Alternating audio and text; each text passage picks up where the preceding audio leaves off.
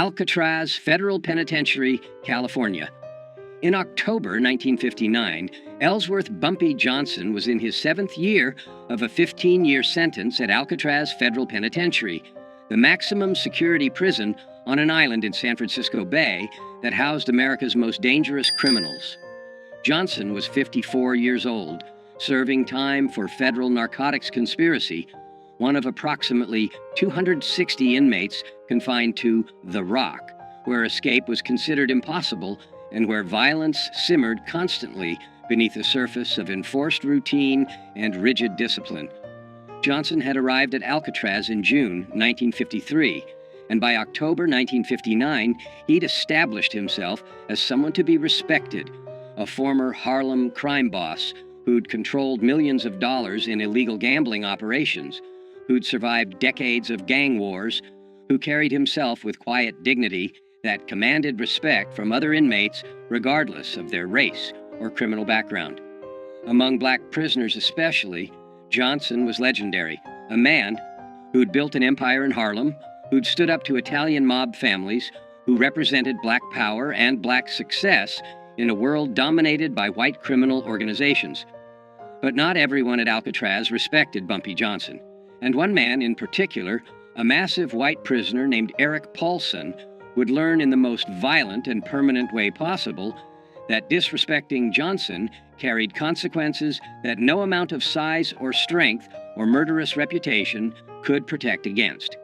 According to 17 former Alcatraz inmates who were present during October 1959 and who spoke with Prison Chronicles between 1965 and 1970, what happened in the prison cafeteria on October 23, 1959, became the most legendary act of violence in Alcatraz history.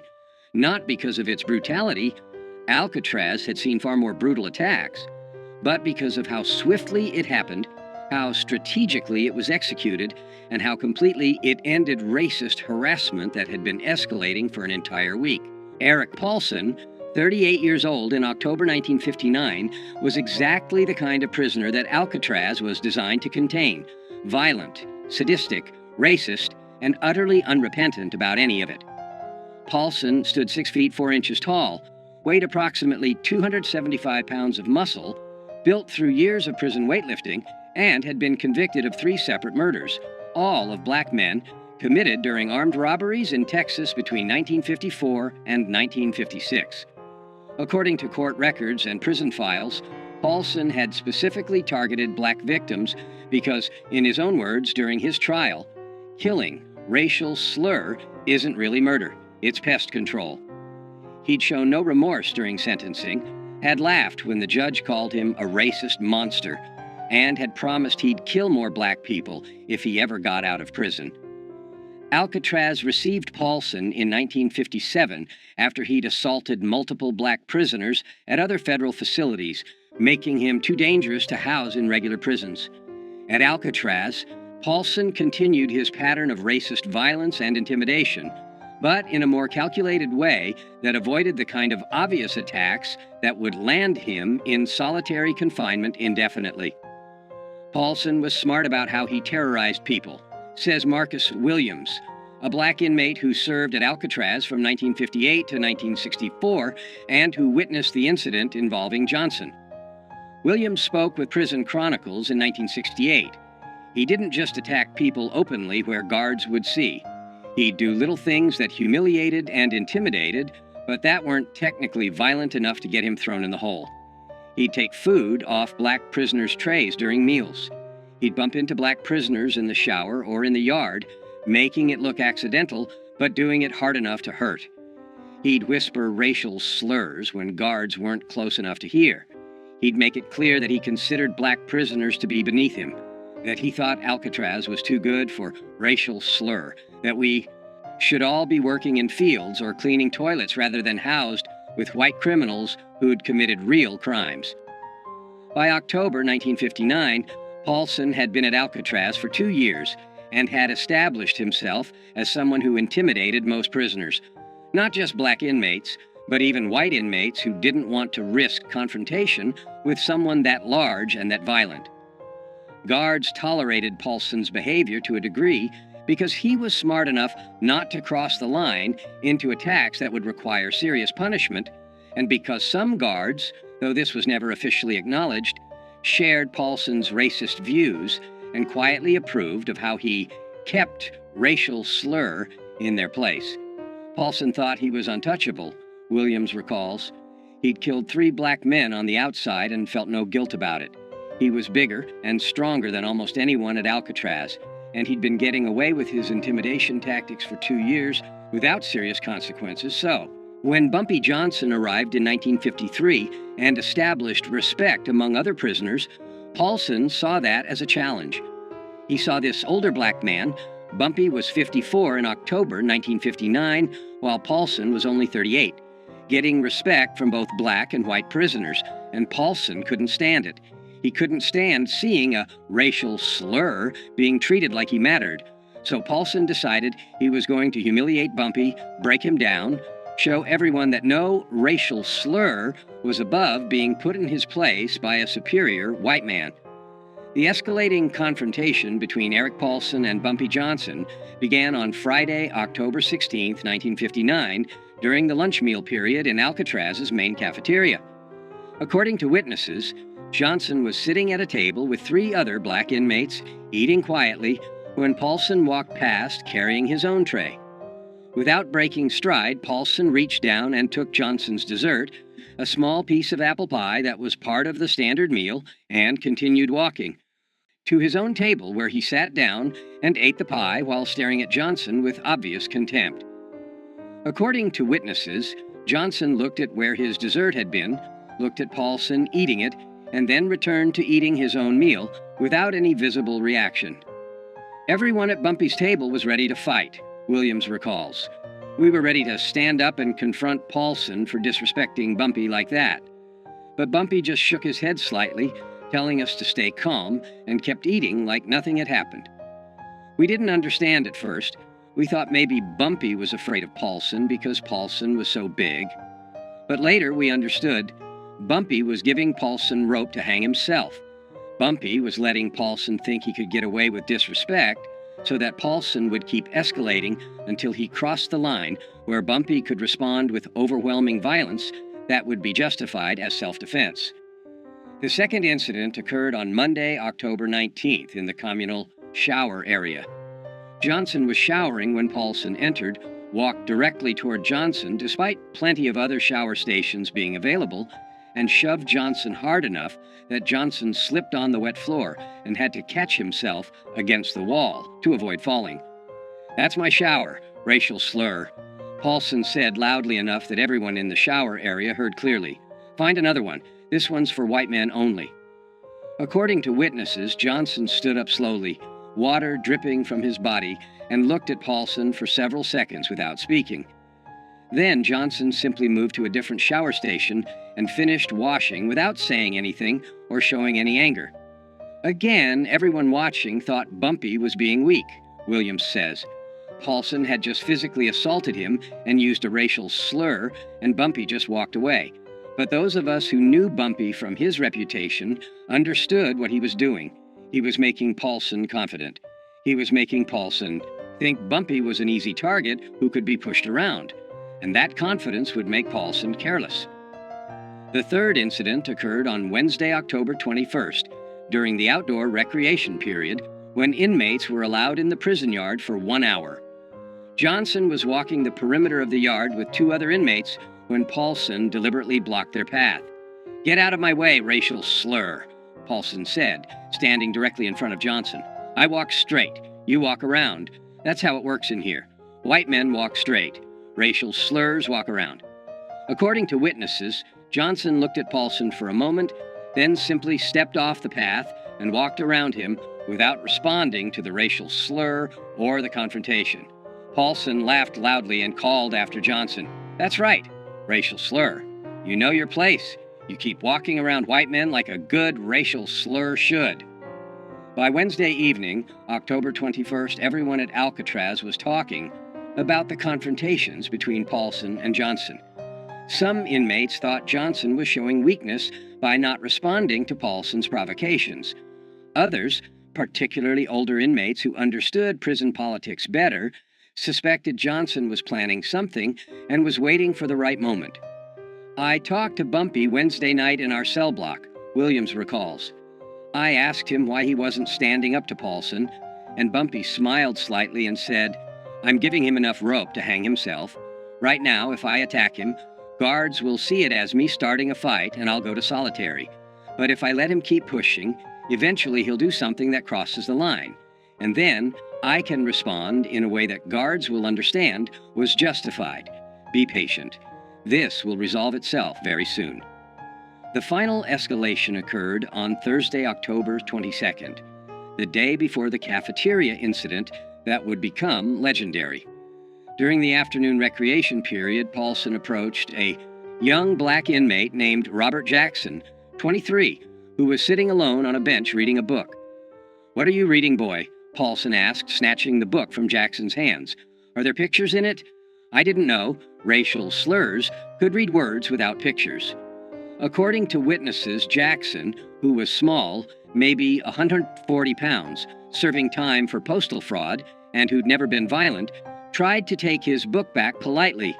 "Please give that back, sir. I was reading it."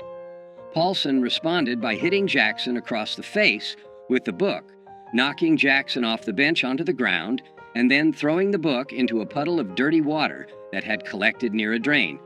"That's what I think of racial slurs who think they're smart enough to read," Paulson said, standing over Jackson, who was holding his face where he'd been hit. "You're not smart. You're not equal to white men. You're racial slurs. And racial slurs belong on the ground where I just put you." Guards broke up the confrontation before it went further, but they didn't punish Paulson severely. He received a verbal warning and lost 1 day of recreation privileges. Jackson was sent to the infirmary with a split lip and a black eye. That evening, Bumpy Johnson sat with several other black inmates in their cell block, and according to Williams, who was present, Johnson made a statement that everyone understood meant something was going to happen very soon. Tomorrow at lunch, Paulson is going to learn a lesson he'll remember for the rest of his life. I've been patient. I've let him think he can disrespect me without consequences. I've let him think that being big and violent makes him untouchable.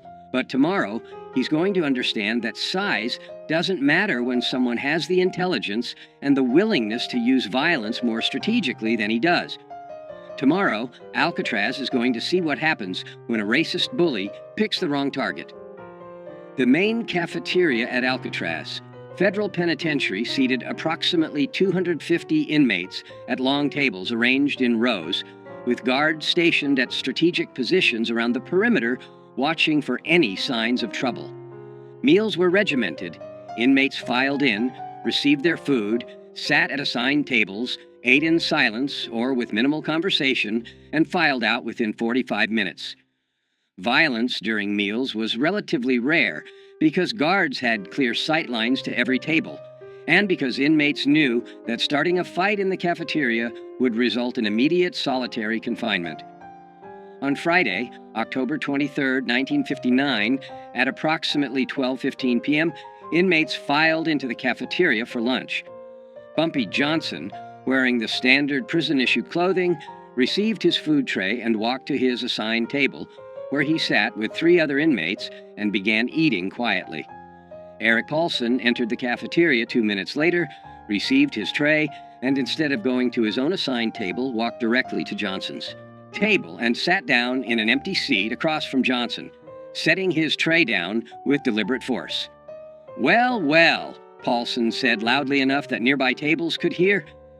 "If it isn't Harlem's racial slur king. Still eating with your racial slur friends, I see. Still thinking you're somebody important instead of just another racial slur who belongs in a cage." According to witnesses, Johnson continued eating without looking up, without acknowledging Paulson's presence or his racial slurs. This non-response seemed to anger Paulson, who wanted a reaction. "You ignoring me, boy?" Paulson said, leaning forward across the table toward Johnson. "You think you're too good to respond when a white man talks to you? Let me explain something. Racial slur. You're not too good for anything. You're a racial slur. That means you're beneath me. That means when I talk to you, you respond respectfully or you face consequences. Paulson then turned his attention to Robert Jackson. The young inmate Paulson had hit with a book the previous day, who was sitting 3 tables away. Jackson's face still showed bruising from where Paulson had struck him. "Hey, racial slur boy," Paulson shouted across the cafeteria at Jackson. "How's your face feeling today? You learn your lesson about reading books you're not smart enough to understand? Maybe I need to come over there and teach you another lesson." Jackson, according to witnesses, looked down at his food, trying to avoid Paulson's attention, clearly terrified. Some of the other black inmates at Jackson's table started to stand up, preparing to defend him if Paulson approached, but guards shouted for everyone to remain seated. And then Bumpy Johnson stood up. According to 17 witnesses who saw what happened next, the entire sequence of events lasted approximately 3 to 4 seconds. Johnson stood up from his seat at the table, and as he stood, his right hand moved to his waist, where his prison shirt was tucked, into his pants. In one smooth motion that was so fast that most witnesses didn't clearly see it happen, Johnson withdrew something from where it had been hidden against his body. A blade approximately 4 inches long that had been fashioned from a piece of metal sharpened to a razor edge, a weapon that in prison parlance was called a shank, and that experienced inmates could make from various materials and hide in ways that even thorough searches often missed. Johnson walked around the table toward where Paulson was sitting, moving quickly but not running, covering the 8 feet between them in approximately 2 seconds. Paulson saw Johnson approaching and started to stand up, his hands moving to defend himself or to attack. But Johnson was faster.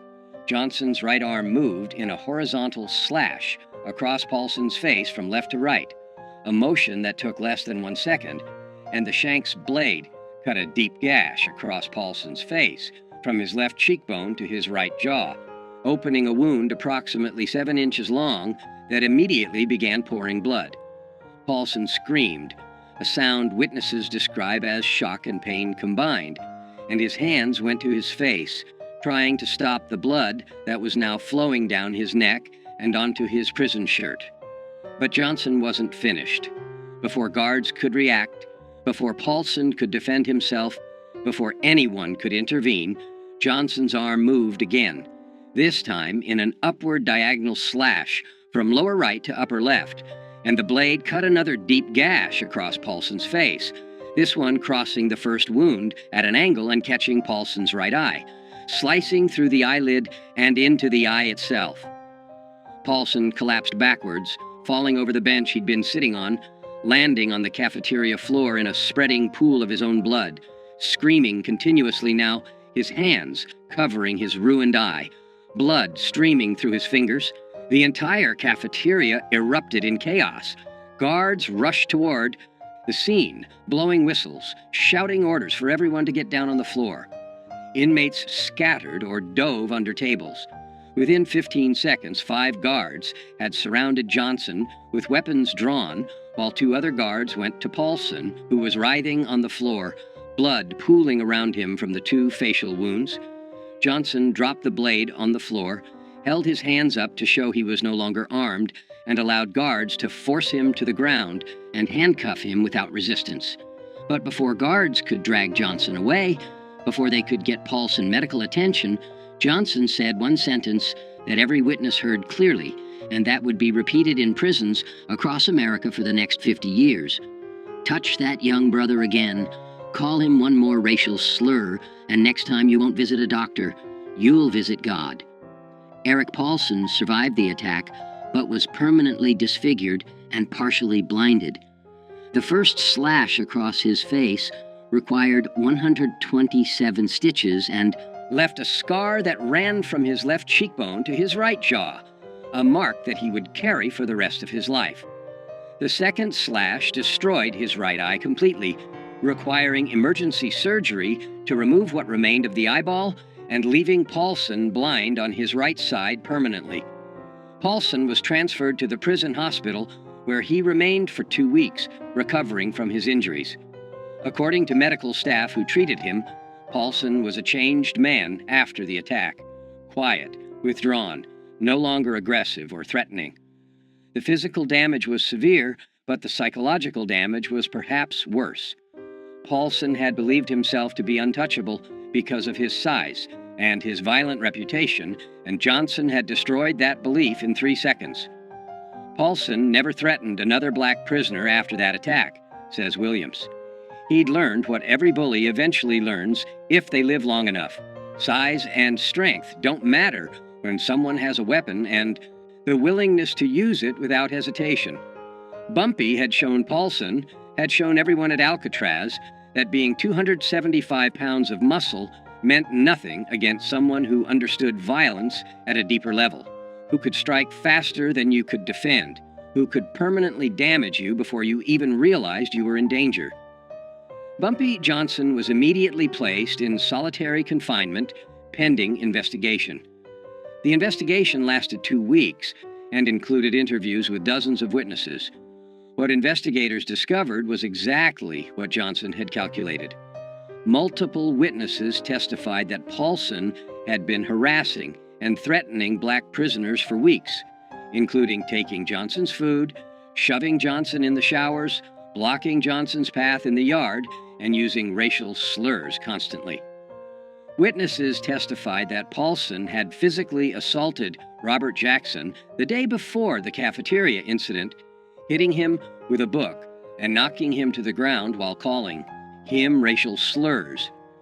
Witnesses testified that on the day of the attack, Paulson had sat at Johnson's table uninvited, had used racial slurs toward Johnson repeatedly, and had then threatened Jackson across the cafeteria. Johnson's own statement to investigators was simple and consistent. "I defended myself and another inmate from a racist prisoner who'd been threatening us for a week. I used the minimum force necessary to ensure he would stop threatening us. I had warned him. I told him after the attack that if he continued his behavior, consequences would be worse next time. I don't regret defending myself. I don't regret defending Robert Jackson. I regret that violence was necessary, but it was necessary because guards weren't protecting us from Paulson's harassment." After 2 weeks in solitary confinement, prison officials made a decision that surprised many people. Johnson would receive additional time in solitary, 30 days total, for possession of a weapon and for assault, but he would not face additional years added to his sentence because investigators concluded that Johnson had been provoked by Paulson's sustained harassment and that the attack, while excessive in its violence, was understandable given the circumstances.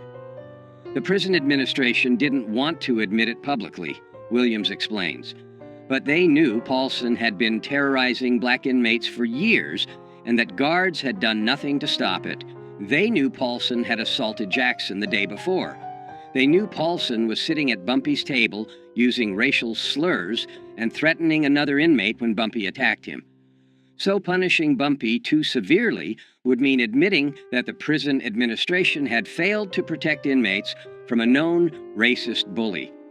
Instead, they gave Bumpy 30 days in the hole, enough punishment to satisfy rules against weapons and violence, and then they quietly transferred Paulson to another facility when he recovered, effectively admitting that Paulson was the problem, not Bumpy.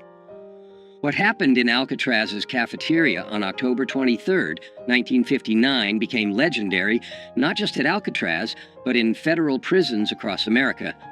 Inmates transferred from Alcatraz to other facilities carried the story with them. Guards talked about it. Prison officials wrote about it in reports.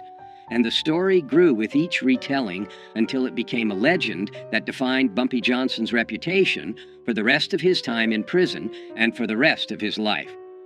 The legend emphasized several key elements. The strategic patience.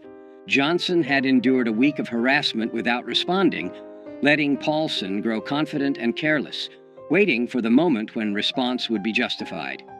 The speed and precision. 2 slashes in 3 seconds that permanently disfigured and partially blinded a man before guards could react or before the victim could defend himself. The weapon. No one knew where Johnson had hidden the blade or how he'd smuggled it into the cafeteria. That mystery added to the legend, suggesting Johnson had capabilities and resources that other inmates couldn't match. The message: touch that young brother again, and next time you'll visit God. The statement became famous in prison culture as the perfect threat. Specific, clear, and absolutely believable, coming from someone who just demonstrated the willingness and ability to inflict devastating violence. The age factor. Johnson was 54 years old when he attacked Paulson, while Paulson was 38 and significantly larger physically. The fact that an older, smaller man had destroyed a younger, larger man so quickly and efficiently became part of the legend, proving that intelligence and experience were more valuable than size and strength. The legend of what Bumpy did to Paulson spread through every federal prison in America within a year, says Williams. Inmates in Atlanta and Leavenworth and Marion were talking about it. Black inmates especially saw it as justice, one of their own, standing up to a racist bully and permanently ending that bullying in a way that guards never could or would. The story became inspiration. If you're being harassed by racists, if you're being threatened by people who think they're untouchable, remember what Bumpy Johnson did at Alcatraz. Be patient, be strategic, and when the moment is right, respond with overwhelming violence that ends the threat permanently. When Johnson was released from solitary confinement, after 30 days, he returned to general population and found that his reputation had changed completely. According to Williams and other inmates, white racist prisoners who'd previously felt comfortable using racial slurs around black inmates now kept their mouths shut when Johnson was present, understanding that crossing him could result in permanent disfigurement. Young black inmates treated Johnson with reverence, seeing him as someone who defended one of them against a racist bully when no one else would. Even guards showed more respect, understanding that Johnson wasn't just another inmate, but someone who could and would use strategic violence when necessary to protect himself and others. After the Paulson incident, nobody messed with Bumpy Johnson at Alcatraz, Williams says. Nobody took his food. Nobody pushed him in the showers. Nobody used racial slurs around him. The word had spread. Bumpy Johnson might be 54 years old, might look like an aging criminal who's past his prime, but he's more dangerous than men half his age because he's smarter, more patient, and willing to use violence with surgical precision when he needs to. That reputation protected Bumpy for his remaining 4 years at Alcatraz until his release in 1963. And it protected every black inmate at Alcatraz because racists understood that if they targeted black inmates, they might face retaliation from Bumpy, and nobody wanted that. Robert Jackson, the 23-year-old inmate Paulson had been threatening when Johnson attacked, served the remainder of his sentence at Alcatraz and was released in 1962. According to Jackson's later accounts to friends and family, the cafeteria incident changed his life by teaching him about courage, justice, and standing up to bullies. Mr. Johnson saved me that day, Jackson told his family after his release, according to accounts shared with Prison Chronicles. Paulson had been terrorizing me for weeks. I'm small, I'm not violent, I couldn't defend myself against someone that big. I thought I'd have to endure his abuse for my entire sentence. And then Mr. Johnson, who barely knew me, who had no obligation to help me, stood up and permanently ended the threat in 3 seconds. He risked additional prison time to defend me. He used violence on my behalf when I couldn't use it myself. That taught me that there are people in this world who'll stand up for you when you can't stand up for yourself, and that justice sometimes requires violence when peaceful means fail. Jackson never saw Johnson again after their respective releases from Alcatraz, but Jackson kept a newspaper clipping about Johnson's 1968 death, and at Jackson's own funeral in 1997, his family found the clipping in Jackson's wallet along with a handwritten note. He saved me when no one else would. He showed me what courage looks like. R.J., 1962. Eric Paulson was transferred from Alcatraz to USP Leavenworth in Kansas in December 1959, 2 months after the cafeteria attack. According to prison records and accounts from inmates who served with Paulson at Leavenworth, Paulson was a changed man after his encounter with Johnson, physically disfigured with a massive facial scar and blind in one eye, but also psychologically broken by the realization that his size and violence hadn't protected him. Paulson served the remainder of his sentence at Leavenworth and was released in 1971. He returned to Texas, worked various manual labor jobs, and died in 1989 at age 68. According to people who knew him in Texas, Paulson rarely talked about his prison time, but when he did, he would touch the scar on his face, a mark that remained prominent even 30 years after Johnson had put it there, and say, "I learned the hard way that being big doesn't make you tough, and being tough doesn't make you smart. I thought I was the most dangerous man at Alcatraz. Turns out I wasn't even close." Bumpy Johnson was released from Alcatraz in November 1963 after serving 10 years of his 15-year sentence. He returned to Harlem, reclaimed control of his criminal empire, and lived until July 1968 when he died of a heart attack at age 62. But the story of what Johnson did to Eric Paulson in the Alcatraz cafeteria on October 23, 1959, outlived Johnson by decades. The story was told in prisons across America, was referenced in books about prison culture, was retold by former inmates who'd served at Alcatraz, and who wanted to share the legend of how one man had ended racist harassment with 2 slashes of a blade and 1 perfect threat. That cafeteria attack defined Bumpy Johnson's reputation in ways that nothing else he did could match, says Marcus Williams, who remained friends with Johnson after both men were released from Alcatraz. Everyone knew Bumpy had been a successful criminal in Harlem. Everyone knew he'd survived gang wars and built an empire. But the Alcatraz incident showed something deeper. It showed that even at 54 years old, even after years in prison, Bumpy was still the most dangerous person in any room because he combined intelligence with absolute willingness to use strategic violence. That combination, patience, intelligence, and overwhelming violence applied at exactly the right moment, that's what made Bumpy legendary. Not the violence itself, but the strategic brilliance of how and when he used it. The phrase, "next time you'll visit God," Johnson's threat to Paulson after the attack, became one of the most quoted lines in prison culture, used by inmates across America as a way to warn potential enemies that escalation beyond a certain point would result in death rather than just injury. And the legend of the attack itself, 2 cuts across the face in 3 seconds, blood everywhere, a racist bully permanently disfigured and blinded, became a cautionary tale about what happens when bullies pick the wrong target, when racists assume that their size or their violence makes them untouchable, when prisoners forget that the quietest, oldest inmate might be the most dangerous person in the entire facility. That was October 23, 1959. That was the day Eric Paulson learned that Bumpy Johnson, at 54 years old, decades past his physical prime, was still capable of violence that would make a 275-pound triple murderer scream in terror. That was the slice that became legend, the attack that showed every prisoner in America that age doesn't diminish danger when intelligence and strategic thinking guide the violence.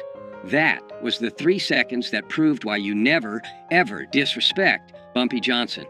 Because he'll give you enough rope to hang yourself, and then he'll cut you so fast and so precisely that you'll be bleeding before you realize you've been attacked, and you'll carry the scars of your mistake for the rest of your life.